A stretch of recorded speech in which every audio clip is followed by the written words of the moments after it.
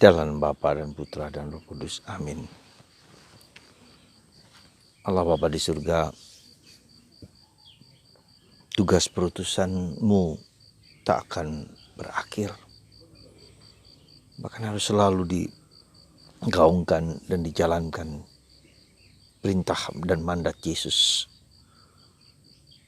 Sungguh harus dinyatakan kepada orang lain. Untuk memperkenalkan siapa Yesus, tapi juga mengimani Yesus sebagai Tuhan, Juru Selamat, Penebus kita semua. Bantu kami ya Bapa supaya semakin banyak orang yang tergerak dan digerakkan untuk berani memberikan diri, mengajarkan, dan memberitakan kabar gembira kepada setiap orang di sekitar kami. Terpujilah nama-Mu kini dan sepanjang segala masa. Amin.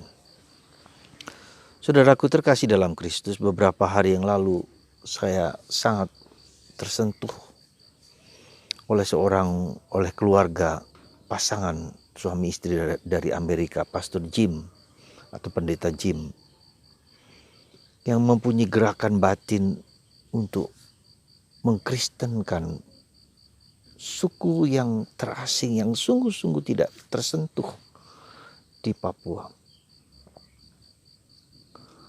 Dan perjuangan pergulatan mereka sungguh luar biasa. Bulan pertama dia harus menderita malaria. Dan penderitaan malaria itu bukan hanya sehari, 2 hari, 3 hari, terus sampai bertahun-tahun.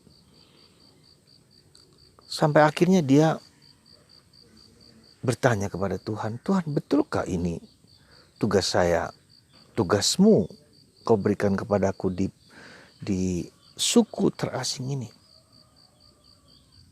Dan Tuhan menjawabnya, dan sungguh menjawabnya bahwa hanya dengan penderitaan dan salib seperti Yesuslah karyamu, karya misi ini dapat terjadi dengan baik. Jadi ketika harus mengalami penderitaan yang tidak mudah itu, dan memang buahnya luar biasa. Suku itu kemudian menjadi Kristen. Bahkan lebih daripada itu. Suku itu harus juga kemudian bermisi kepada suku tetangga yang menjadi musuhnya puluhan tahun yang lalu, ketika nenek moyang mereka saling berperang dan bahkan saling memakan tubuh kanibal. Ya.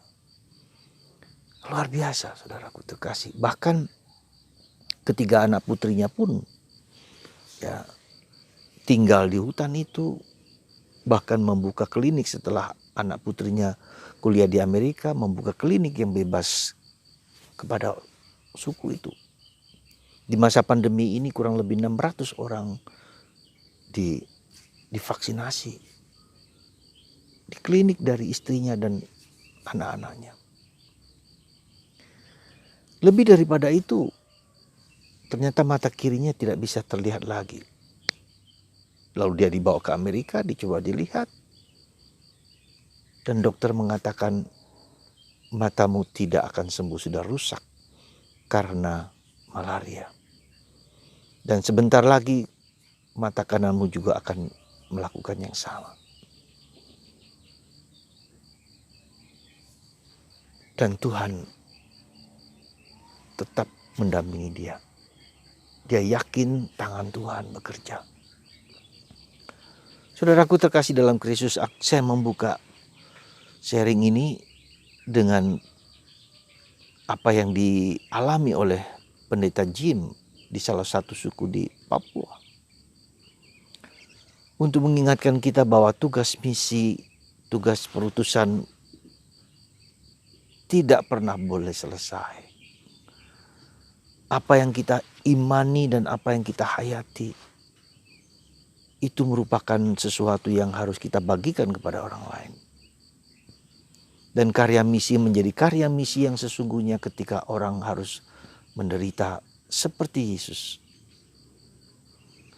Dan itulah karena dengan begitu yang berkarya bukan lagi kita, bukan lagi aku, tetapi Yesus sendiri.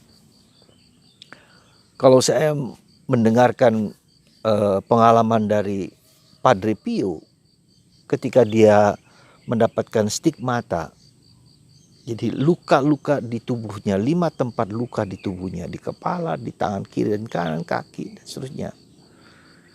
Ya. Disitulah kemudian efektivitas, disitulah kemudian pengorbanan mereka, supaya mereka tahu bahwa, dan supaya Padre Pio tahu bahwa karya itu sungguh-sungguh bukan karena dia, tetapi sungguh-sungguh karena karya Tuhan. Dan memang dengan stigmata itu tidak berarti gampang, karena harus mengalami sakit, darah yang mengucur dari tubuhnya, tidak bisa tidur, tidak bisa berbuat yang semestinya, ya, bahkan dia disingkirkan, difitnah, ya, tidak boleh merayakan Ekaristi dan seterusnya. Pengalaman kepahitan, penderitaan itulah yang menjadi kunci dari keberhasilan suatu karya misi. Saya mendengarkan ada satu pengalaman seorang wanita, ya, yang sungguh-sungguh mengalami sakit 50 tahun di tempat tidur. Tapi kemudian sakitnya itulah Marcia Han namanya, orang Prancis. Tapi dengan sakitnya itu dipersembahkan kepada Tuhan. Dan justru begitu banyak orang yang bertobat karena penderitaan, karena salib. Saudaraku terkasih dalam Kristus, mengapa ini menyentuh hatiku, supaya kita juga mewartakan Kristus. Ya, kalau kita sungguh-sungguh mewartakan Kristus, pengikut Yesus, karena kita tahu apa arti penderitaan, apa arti salib, apa arti korban itu demi karya kerasulan. Santa Teresia dari kanak-kanak Yesus begitu membaranya hatinya untuk pergi ke tanah misi. Ya, tetapi itu tidak terjadi. Meski demikian dia memiliki relasi surat menyurat dengan seorang imam yang di tanah misi di Vietnam. Lewat surat itulah dia meneguhkan, menguatkan karya misi gereja di Vietnam. Dan karena itulah maka Santa Teresa dari kanak-kanak Yesus juga mendapat gelar sebagai pelindung karya misi gereja ke seluruh dunia, bersama dengan Santo Franciscus Xaverius. Saudaraku terkasih dalam Kristus, karya misi ada berbagai macam bentuk. Ada orang yang pergi ke Afrika, orang yang pergi ke Papua, pergi ke Kalimantan. Dulu pernah juga saya baca suatu pengalaman pasangan juga orang Indonesia yang kemudian kuliah di Amerika, suami istri, lalu berkarya di suatu suku di Kalimantan. Ya, dengan pergulatan perjuangan yang luar biasa. Tetapi ada satu hal yang sama, adalah penderitaan salib. Lewat salib karya kita akan semakin membara. Karena yang berkarya bukan aku, tapi Kristus di dalam penderitaanku. Nah, saudaraku terkasih dalam Kristus, tentu saja ada orang yang pergi kemana-mana untuk mewartakan karya Kristus. Bukan hanya imam, bukan hanya biarawati, juga pasangan suami istri. Seperti Jim, istri dan anak-anaknya. Seperti Yesus hari ini mengutus 70 orang. Jadi bersama-sama bersifat komunal, bersifat komunitas. Ya. Nah, yang kedua adalah kita bisa mendoakan. Ya, berdoalah untuk karya misi gereja di mana-mana, dimanapun juga. Dan yang ketiga, marilah kita juga secara kecil-kecilan hidup dalam karya misi dimanapun kita berada. Caranya apa? Ketika penderitaan Anda, ketika salib Anda, ketika problem hidup Anda, entah dengan suami, entah dengan istri, dengan anak-anak, dengan siapapun, itu bisa menjadi karya misi Anda. Jangan takut saudaraku terkasih, apapun juga yang kita alami, bahwa penderitaan kita bisa menjadi karya misi gereja di dunia. Ketika Anda menghadapi suami yang sulit, menghadapi istri yang sulit, menghadapi anak-anak yang sulit juga, ya, bahkan menjadi murtad, menjadi apa, itulah kesempatan kita untuk memanggul salib Yesus di dalam tubuh dan raga kita untuk kebaikan banyak orang.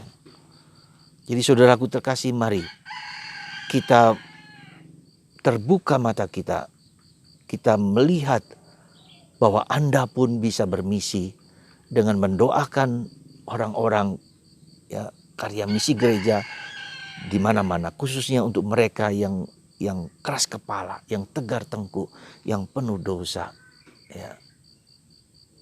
Dan itu yang bisa kita lakukan untuk karya gereja.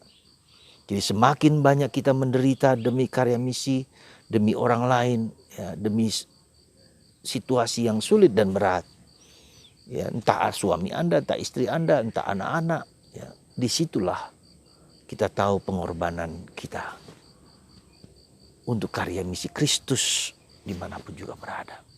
Semoga Anda dan kita disadarkan akan panggilan ini yang mulia, yang luhur, yang besar. Bawalah dalam doa-doa Anda dengan penuh semangat karya misi gereja dimanapun berada.